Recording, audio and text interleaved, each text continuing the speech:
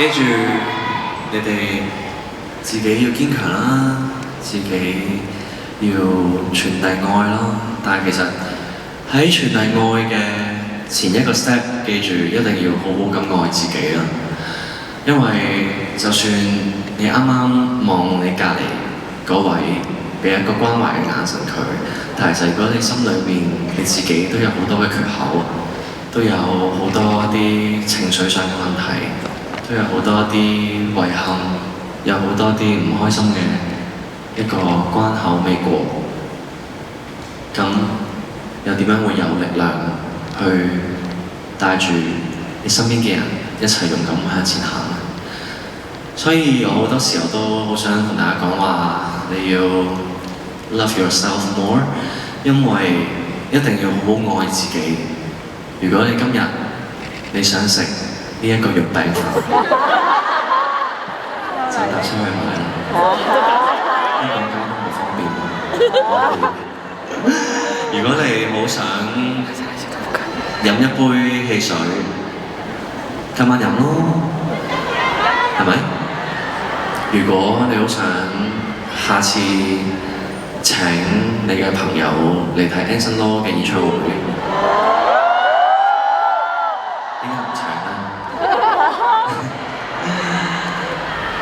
我嘅 point 係記住要做自己想做嘅嘢，要做自己開心嘅嘢，唔好唔記得自己都係一個好重要嘅人，一個好重要嘅個體。你個體要做得好，群體先可以一齊進步。所以記住唔好小看自己情緒上嘅所有嘢。當你開心嘅時候，你可以盡情咁開心，但係你唔開心嘅時候，記住唔好忽略佢，揾人傾偈，揾幫手，甚至多啲嚟見我。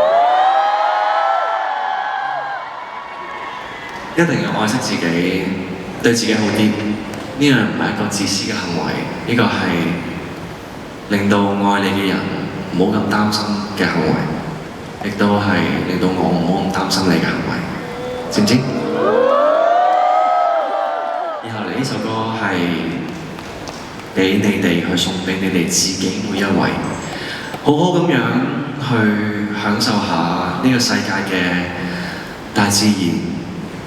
呼吸空氣、陽光，定係你平時面前睇嘅一本書，定係你隔離坐緊嘅一個人，好好享受下呢一刻，送俾大家自我。